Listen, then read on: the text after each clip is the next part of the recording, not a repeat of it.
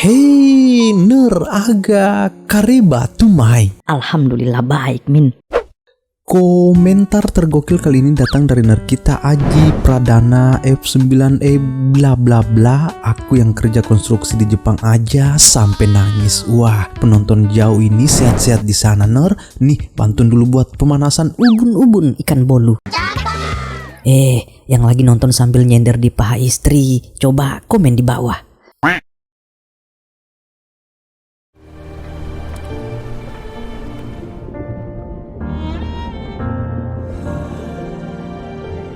Musim panas di Taipei, Taiwan, sekolah menengah Huade dipenuhi hiruk-pikuk siswa yang sibuk mengejar nilai dan masa depan. Namun di tengah kesibukan itu, Ner, ada satu siswa yang justru hidup di jalur berbeda. Jay namanya, si pembuat onar yang lebih sering keluyuran ketimbang duduk di kelas. Ia terkenal sebagai biang ribut yang tak kenal takut kecuali pada satu orang, Bu Bai, direktur sekolah yang tegas dan disiplin. Hampir setiap hari Jay kejar-kejaran dengan Bu Bai. Dari membolos hingga membuat ulah di koridor sekolah, Jay selalu punya cara untuk bikin kepala gurunya pening. Sahabat dekatnya TD tak kalah bandel. Bersama mereka sering mengerjai murid lain, bahkan pernah merekam Bu Bai secara diam-diam di toilet, Ner, hanya demi kesenangan saat yang berujung masalah panjang.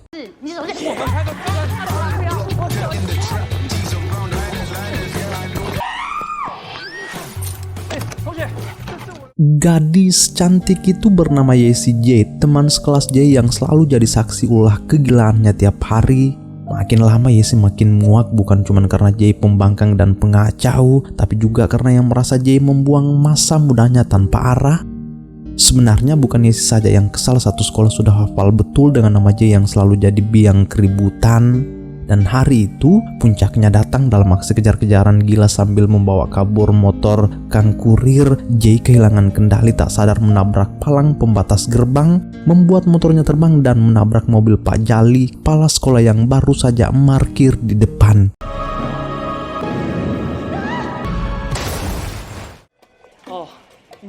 Tragedi itu menyeret Jay ke rumah sakit. Luka di tubuhnya belum seberapa dibanding amarah yang menantinya di sekolah. Kata Bu Bai, mungkin ini hukuman dari semesta atas kekacauan selama ini, dan benar saja. Keputusan turun, Jay akan dikeluarkan, perintah langsung dari Pak Jali. Tapi Jay memohon bukan karena takut, tapi karena dibalik kenakalannya ia sebenarnya masih ingin punya masa depan. Ia pernah membayangkan dirinya duduk di universitas. Mungkin di sana ia bisa menemukan arah hidup yang selama ini kabur. Demi tak benar-benar dikeluarkan dari sekolah, Jay nekat mencari jalan gila, Ner, berpura-pura mengidap kanker. Bibinya Lala, seorang dokter spesialis, ia bujuk untuk membuat surat diagnosis palsu. Di balik reputasinya sebagai pengacau di sekolah, ada sisi lain yang tak banyak orang tahu sebenarnya dari Jay. Ia hidup sebagai anak yatim piatu, berjuang sendirian sejak kecil. Kini menumpang di rumah bibinya, dan ketika Lala tahu soal tragedi yang dibuat Jay di sekolah, emosinya sampai meledak. Sampai kapan kamu mau begini? Hidup tanpa orang tua artinya kamu harus lebih kuat, bukan lebih kacau, ucapnya. Suaranya keras tapi bukan karena benci, Ner. Ia hanya ingin Jay berhenti menjadi beban dan mulai hidup sebagai seorang yang tahu arti kehilangan.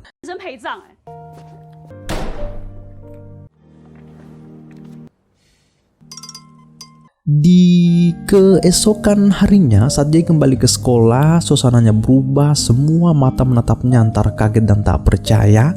Anak yang biasanya ribut kini berjalan tenang, tak lagi meledak-ledak.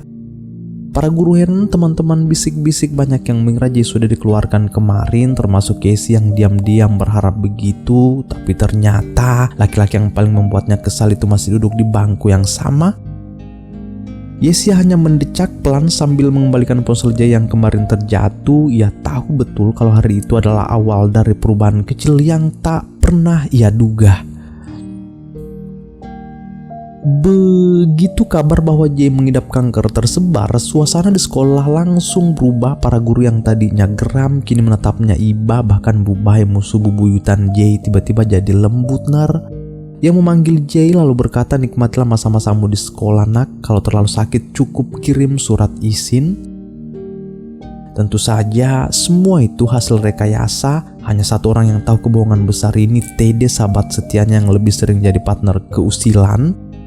Tede sempat takut kebohongan ini akan berbalik menyerang mereka, tapi Jay menenangkan, katanya, Yang penting aku nggak dikeluarin bro, sisanya urusan nanti.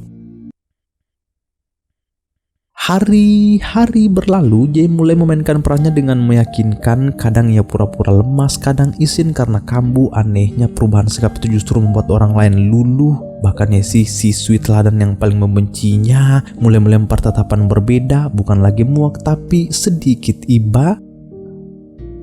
Sementara itu, di sisi lain Yesi juga sering diikuti Lee, siswa dari kelas 11. Setiap jam istirahat, Lee datang menemaninya, menggoda ringan dan bercerita soal mimpi-mimpi konyolnya. Lee berkata di suatu hari ia mau mengajak Yesi mengirim sebuah surat ke kotak pos bawah laut. Yesi tersenyum kecil, selama itu menyenangkan, kenapa tidak ya kan? Lee tahu betul senyum itu jadi alasan ia terus menunda untuk jujur tentang perasaannya, dan di antara semua obrolan ringan itu, Yesi sempat menyinggung soal satu hal di kelas. Katanya juga ada yang mengidap kanker. Si Jay orang paling ia benci.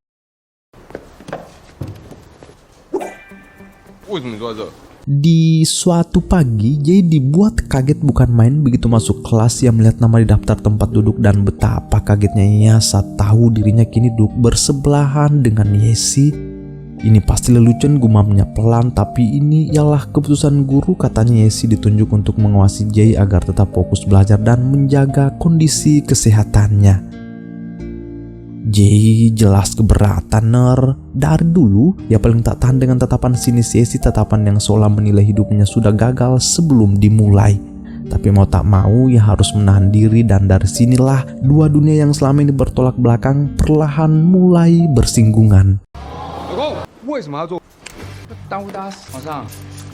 Dari sinilah kedekatan aneh itu mulai tumbuh, bukan kedekatan yang manis seperti di drama-drama, tapi lebih seperti hubungan antara penjaga dan tahanan. Yesi mulai ikut campur dalam hal-hal kecil, terlalu kecil malah ia membatasi semua yang dimakan Jay, gorengan, kerupuk asin, bahkan minuman kemasan pun disorot. Alasannya jelas, buat kesehatan.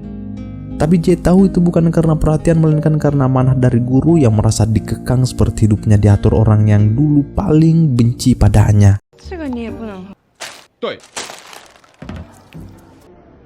Rasa cemburu Lee mulai muncul juga. Ia yang selama ini tenang, kini matanya sering mengikuti Yesi dan Jay dari jauh. Setiap kali melihat Yesi sibuk mengatur makanan Jay, menyodorkan bubur, menegur saat Jay membuka bungkus gorengan, Lee merasa dadanya sesak tanpa alasan yang jelas. Sementara Jay sendiri makin tertekan oleh kebohongannya. Ia tak menyangka vonis kanker yang dulu dianggap lelucon kini justru mengikatnya di lingkaran perhatian palsu. Dan karena tak tahan, Jay pun mencari cara agar Yesi tak lagi duduk di sebelahnya.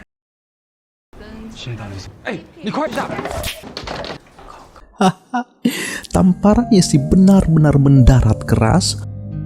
Tapi bukannya dipisah, guru justru memutuskan mereka tetap duduk berdampingan. Nah, sejak hari itu Jay memilih tak masuk sekolah yang menghilang beberapa hari, dan diam-diam membuat Yesi merasa bersalah.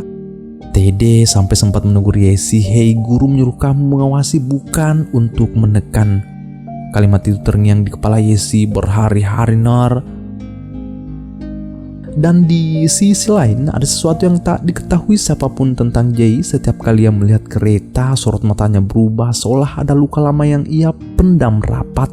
Dari luar Jay memang tengil, tapi di balik itu hidupnya penuh ruang gelap yang tak pernah ia ceritakan pada siapapun.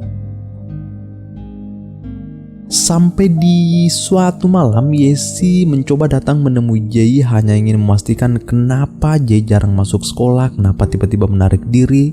Tapi bukannya terharu, Jay justru makin jengkel. Yang menganggap kedatangan Yesi hanya bentuk rasa kasihan, padahal yang Yesi tunjukkan malam itu bukan belas kasihan, tapi perhatian yang tumbuh pelan tanpa ia sadari. Wei, 什么鸡婆？可以麻烦你提早点。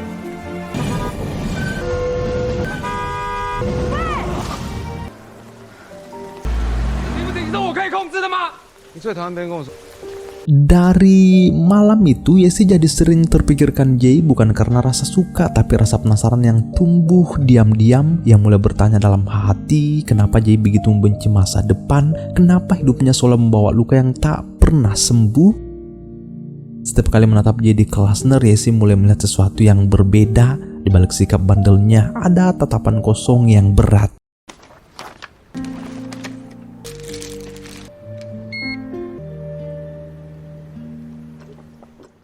Tapi karena Yesi juga kesal melihat sikap keras kepala Jay, perhatian itu mulai ia kurangi. Hari ini Yesi jadi dingin, cuek, tak seperti biasanya. Jelas ini bentuk kekecewaan ya kan? Dan Lee yang selama ini diam memanfaatkan momen itu untuk makin dekat dengan Yesi. Entah Jay sadar atau tidak, tapi ia mulai gelisah melihat kedekatan mereka. Dan hari ini sekolah kebetulan menggelar lomba lari estafet antar kelas. Semua siswa berkumpul di lapangan termasuk Casey. Jay tentu hanya duduk di pinggir menonton ya Namun saat giliran Casey berlari, tiba-tiba wajahnya pucat dan langkahnya goyah. Tanpa pikir panjang, Jay langsung turun ke lapangan mengambil tongkat dan berlari sekuat tenaga. Ia berlari sangat cepat seakan lupa dirinya penderita kanker. Sorak-sorai memenuhi lapangan, semua bangga pada Jay, bahkan Yesi menatapnya dengan mata yang aneh. Lalu Lee yang panik pun segera membawa Yesi ke ruang perawatan. Malamnya bersama sang ibu, Yesi terlihat datang ke rumah sakit dan di sanalah terungkap kebenarannya. Pengidap kanker sebenarnya bukanlah Jay, melainkan Yesi yang mengidap leukemia, kanker darah. Selama ini ia menutupi semuanya, tetap datang sekolah, tetap tersenyum seolah tak terjadi apa-apa. Tak ada yang tahu bahwa di balik keceriaannya, Yesi sedang berjuang melawan sakit yang perlahan menggerogoti tubuhnya.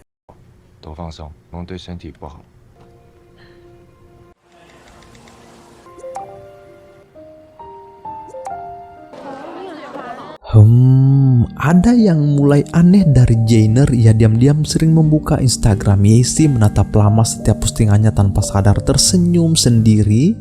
Dan hari ini saat Yesi tak masuk sekolah, Jay mulai resah. Yang mengira Yesi masih marah padanya. Rasa penasaran itu makin mengguncang sampai akhirnya ia memutuskan untuk datang langsung ke rumah Yesi. Nah, begitu tiba, Jay terkejut. Rumah Yesi ternyata sangat besar, hangat dan penuh tawa. Orang tuanya terlihat sangat menyayanginya, terutama sang ayah yang berusaha menghibur putrinya dengan gaya konyol. Saat Jay muncul di depan pintu, Yesi tampak kaget tapi tetap sopan menyambut. Dan karena bertepatan dengan jam makan, Jay malah diajak bergabung juga. Orang tua Yesi cukup ramah, tapi wajah sang ayah yang sangat sangar membuat obrolan jadi agak tegang. Yesi buru-buru menjelaskan, dia cuman teman sekelas. 我没病。你也是做那个手术吗？小嘛哈，对，我看一下多短呢。来嘛来嘛。爸，我不想看。 Atas jamuan makan sore itu Jay bukan hanya makin dekat dengan Yesi tapi juga dengan orang tuanya, meski sempat nyaris ketahuan soal kebohongannya. Nah, di malam harinya mumpung Bibi Lala masih di rumah sakit ya kan, giliran Jay mengajak Yesi ke rumah. Dari serambi mereka berbincang santai. Jay sempat berterima kasih atas keramahan orang tuanya dan obrolan pun mengalir sampai Yesi menyinggung soal keluarga Jay juga. Seketika suasana berubah hening. Ternyata alasan Jay selalu trauma setiap kali melihat kereta karena kecelakaan kereta itulah yang merenggut nyawa kedua orang tuanya. Saat itu Jay masih kecil, satu-satunya yang selamat hanyalah dia sendiri dan satu-satunya peninggalan orang tuanya hanyalah alat musik sederhana ini. Yesi mendengarkan tanpa bicara, pandangannya lembut, ada iba tapi juga kekaguman karena dibalik tawa dan kenakalan Jay di sekolah ternyata tersimpan luka yang dalam. Sejak malam itu, Yesi bertekad tak ingin melihat Jay terus larut dalam masa lalu. Ia mulai sering mengajaknya keluar menonton festival jalan sore. Hubungan mereka perlahan tumbuh dan tanpa sadar kehadiran Jay mulai meringankan hari-hari Yesi yang terus berjuang melawan penyakitnya. Hampir setiap malam mereka saling berkabar lewat chat sampai Bibi Lala pun menyadari perubahan besar pada keponakannya itu. Dulu Jay benci bicara soal masa depan tapi kini justru terlihat lebih bersemangat. Namun ketika hasil evaluasi masuk universitas keluar, nilai Jay ternyata di bawah batas minimum.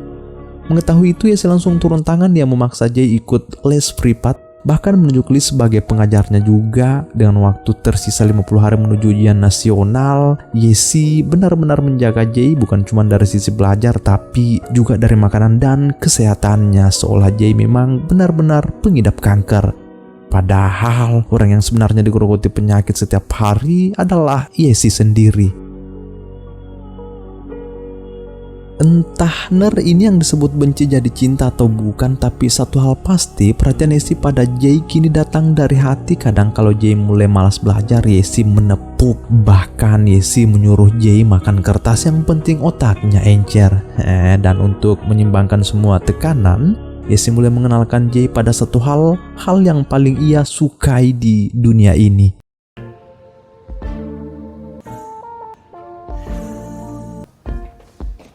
压力太大就会来这里。就考一样。Sampai-sampai mereka lupa waktu. Malam berubah jadi pagi, entah mereka nginap di mana semalam. Tapi satu hal jelas, keduanya makin dekat, makin nyaman satu sama lain. Lalu Lee ternyata ya sudah lebih dulu datang ke rumah Yesi. Ya berniat menjemput Yesi seperti janji yang sempat ia rencanakan. Tapi begitu melihat Yesi turun bersama Jay, wajahnya seketika berubah. Yesi beralasan kalau mereka baru saja pulang melihat ikan hiu, sambil bercanda ucapnya. Padahal Lee tahu hari ini seharusnya giliran dia yang menemani Yesi keluar. Tapi begitulah cinta diam-diam selalu paling menyakitkan. Lee hanya menahan perasaan itu sendirian, berpura-pura kuat sambil menatap dua orang yang kini terlihat makin dekat, yang mana sebenarnya salah satu dari mereka sedang berpacu dengan waktu. Bye bye. Bye bye。是不是装病？认真传也骗他了。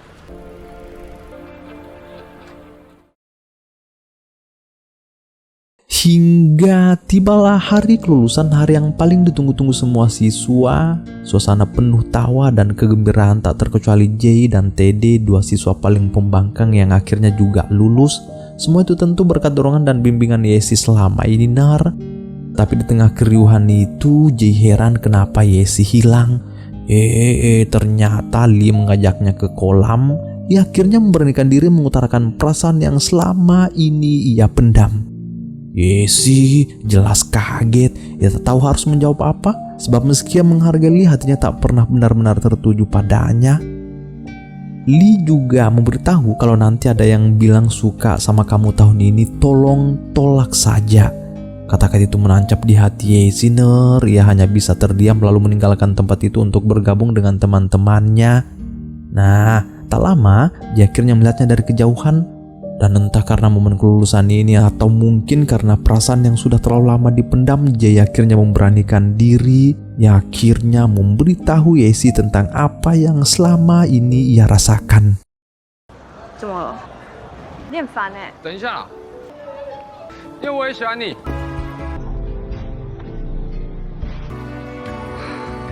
你不可以说破。有病还是喜欢？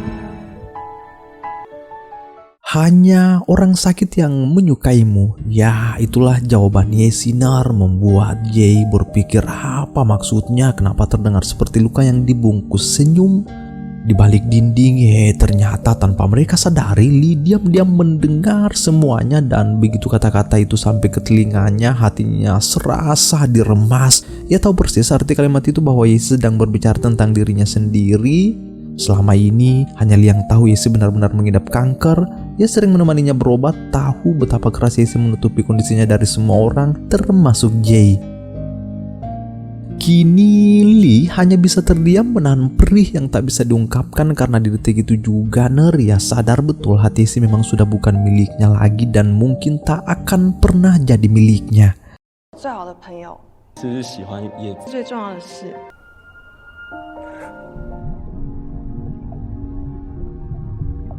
Sebenarnya C paham bagaimana sesak yang dirasakan Lee saat mencintai seorang yang tak menaruh hati yang sama. Itu benar-benar sakit, pedih kali. Memang aneh urusan cinta ini kadang datang di waktu yang paling salah. Nah, tapi meski tahu Yesi tak pernah melihatnya lebih dari sekedar teman, dia tetap memilih bertahan di sisinya ya, tak lagi berharap dibalas, cukup bisa menemani itu sudah cukup baginya. Hingga di suatu malam, Lee mengajak Jae bicara empat mata. Dengan tegas Lee memberitahu Jae, jika engkau benar-benar menyukai Yesi, katanya, jangan pernah membohonginya. Kalimat itu belum sempat disusul apapun tiba-tiba Lee jatuh tersungkur kejang-kejang.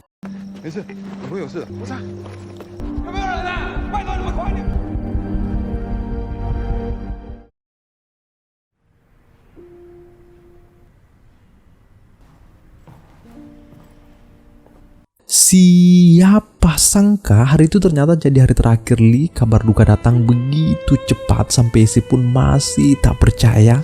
Kini yang bisa ia tatap hanyalah senyum Lee dari bingkai foto kematiannya.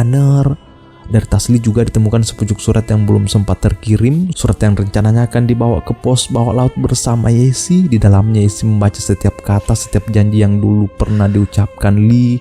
Dan barulah ia tahu betapa tulusnya hati yang diam-diam menyayanginya. Tapi surat itu tak pernah dikirim Lee, sebab di saat terakhirnya Lee sudah tahu Yesi hanya menyukai Jae. Jae yang menyaksikan kepergian Lee pun diselimuti rasa bersalah, namun bibi Lala datang di waktu yang tepat yang beritahu Jae, ini bukan salahmu, ada hal-hal di dunia yang tak bisa kita cegah termasuk kematian. Dari situ, Jae mulai belajar satu hal, jujur pada dirinya sendiri. Ia sadar kebohongan soal penyakitnya selama ini hanyalah pelarian. Kata Lala, kau sudah dewasa, bertanggung jawablah atas sesuatu yang telah engkau perbuat. Nah, setelah semalaman berpikir, di esok harinya, Jae datang ke rumah Yesi yang mengajaknya keluar bukan sekedar untuk jalan-jalan, tapi untuk mengakhiri satu hal yang sudah terlalu lama ia sembunyikan, kebenaran tentang kebohongan yang pernah ia buat. Mendengar pengakuan itu, Yesi benar-benar hancur. Orang yang selama ini paling ia percaya, yang ia anggap tulus, ternyata menyembunyikan kebohongan sejak awal. Di saat pikirannya masih porak-poranda karena kehilangan Lee, seorang yang mencintainya dengan begitu tulus, Yesi merasa seolah seluruh dunia menutup diri darinya. Ia tak sanggup menampung luka yang datang bersamaan seperti itu, maka satu-satunya hal yang bisa ia lakukan sekarang ialah mengubur hidup-hidup perasaannya. Sebelum benar-benar pergi, Yesi sempat mengirim pesan singkat pada Jae, aku senang kau tak sakit, semoga kau bisa masuk universitas dan menemukan masa depanmu. Setelah itu, barulah ia memblokir Lee, menghapus semua foto-foto kenangan dan menutup semua pintu yang pernah terbuka untuk Jae. Jae tahu ini adalah harga diri kejujuran yang terlambat. Ia hanya bisa menatap layar ponsel dengan kosong, menelusuri potongan ingatan tentang tawa, hujan, dan mimpi yang dulu mereka bagi berdua dengan Yesi. Kini semuanya tinggal kenangan. Bulan demi bulan berlalu tanpa kabar, sampai akhirnya di suatu hari Jae meminta tolong pada Tede untuk datang ke rumah Yesi menyerahkan sebuah tautan video. Begitu Yesi membuka tautan itu, ternyata video permintaan maaf dari Jae yang menjelaskan semuanya, bahwa kebohongan itu bukan karena niat jahat tapi karena ketakutan akan dikeluarkan dari sekolah. Namun dari kebohongan itulah ia justru menemukan sesuatu yang paling berharga, yaitu adalah Yesi.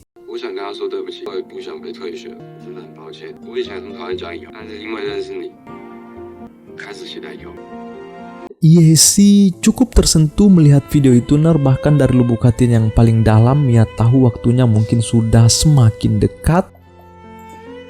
Nah, di suatu sore tanpa memberi kabar, Yesi datang ke asrama Jae yang kini telah jadi mahasiswa, yang muncul begitu saja saat Jae sedang mencuci baju. Kaget tuh Jae, tapi di balik kaget itu ada rasa haru yang sulit disembunyikan. Setelah berbulan-bulan tak bersua, rindu di antara mereka pasti terasa berat, seakan waktu berhenti sebentar memberi ruang untuk dua hati yang pernah saling menjauh itu kembali berbicara. Dia pun buru-buru ganti pakaian, lalu mereka pergi bersama, berusaha menata lagi sisa rindu yang belum sempat mereka selesaikan. Dan hari ini Yesi ingin menunaikan janji Lee dahulu yang mengajak Jae pergi ke pos bawah laut, tempat di mana Lee dulu berencana menyimpan surat itu bersama Yesi. Nah, saat dia menyelam membawa surat itu ke dasar laut tak disangka-sangka sesuatu terjadi pada Yesi di atas perahu.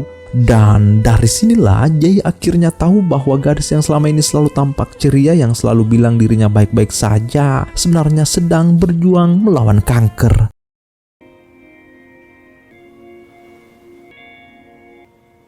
Melihat Yesi tiba-tiba terbaring lemah tak berdaya, Jay hanya bisa berkata jika yang pandai berbohong ternyata bukan aku tapi dirimu. Yesi hanya bisa menanggapi itu sambil tersenyum meski di dalam menjerit. 你真的很厉害。哪有你厉害？ Selama Yesi terbaring di rumah sakit, ia tahu betul seberapa besar usaha Jay untuk kesembuhannya di belakang. Jay berkonsultasi ke dokter, ke bibinya Lala, bahkan meminta izin langsung kepada orang tua Yesi agar operasi bisa dilakukan. Meski dokter tak bisa menjanjikan kesembuhan, tapi Jay rela mendonorkan darahnya sebanyak apapun yang dibutuhkan Yesi tanpa ragu sedikit pun. Syukur-syukur operasi berjalan lancar dan beberapa hari setelahnya Yesi mulai memasuki masa pemulihan. Setiap hari tanpa absen Jay selalu menyempatkan waktu untuk datang menjenguknya. 你今天精神看起来好。之前讨厌人家跟我讲，还没讲完。现在真的很喜欢，以后也会继续喜欢。我真的好想以后哦。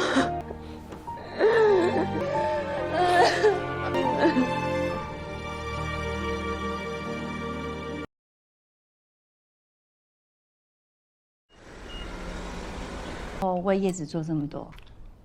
Siapa sangka hari itu menjadi percakapan terakhir mereka. Hari terakhir Jay melihat senyum Yesi yang kini telah pergi lebih dulu. Meski rekannya telah tiada, kehadiran Jay pernah memberi kekuatan yang membuatnya bertahan sampai detik terakhir. Yesi sekarang berada di dunia yang bebas dari rasa sakit, meninggalkan kehangatan kenangan yang takkan pernah pudar dari hati Jay. 有勇敢的心，他说好多以后。因为你也写以前我最讨厌的人，我真的好希望是永远。 Tak terasa kita telah sampai di penghujung kisah, dan pada akhirnya cinta mereka tak perlu akhir yang indah untuk disebut berarti. Yesi mungkin telah pergi namun jejaknya tertinggal di setiap ingatan Jay. Jay belajar bahwa beberapa orang hadir bukan untuk dimiliki selamanya, melainkan untuk mengajarkan bagaimana rasanya mencintai tanpa harus memiliki. Dan di tengah kehilangan itu tersisa satu hal yang abadi, perasaan yang tak pernah benar-benar hilang. Yang terpenting kita tak mampu menolak takdir, namun bisa belajar menerimanya dengan lapang dada meski berat, sebab hidup harus tetap berjalan. Kini telah usai. Silesrekum malebie dimanapun kalian berada, Aceh, Sumatera Utara, Sumatera Barat, Riau, Kepulauan Riau, Jambi, Sumatera Selatan, Bangka Belitung, Bengkulu, Lampung, DKI Jakarta, Banten, Jawa Barat, Jawa Tengah, di Yogyakarta, Jawa Timur, Kalimantan Barat, Kalimantan Tengah, Kalimantan Selatan, Kalimantan Timur, Kalimantan Utara, Sulawesi Utara, Gorontalo, Sulawesi Tengah, Sulawesi Barat, Sulawesi Selatan, Sulawesi Tenggara, Bali, Nusa Tenggara Barat, Nusa Tenggara Timur, Maluku, Maluku Utara, Papua Barat, Papua Barat Daya, Papua, Papua Tengah, Papua Pegunungan, Papua Selatan, terkhusus Maros, Baru, Parepare, Pinrang, Sidra, Penrekang, Toraja, Mamuju, Palopo, Lu, Poso, Palu, Makassar, Bone, Sinjai, Goa, Takalar, Jeneponto, Bantaeng, Bulukumba, Selayar, dan masih banyak lagi. Jangan lupa subscribe. Terima kasih sedalam-dalamnya telah menyempatkan diri mampir ke channel sederhana ini. Oh iya, apakah yang bisa kita petik dari kisah ini, Cep? Coba komen di bawah. Selamat bersua di video selanjutnya. Bye-bye. And every time I try to fly, I fall without my wings. Feel so small. Guess I need you, baby. And every time I see you in my dreams, I see your face haunting me. Guess I need you, baby. I make believe that you are here.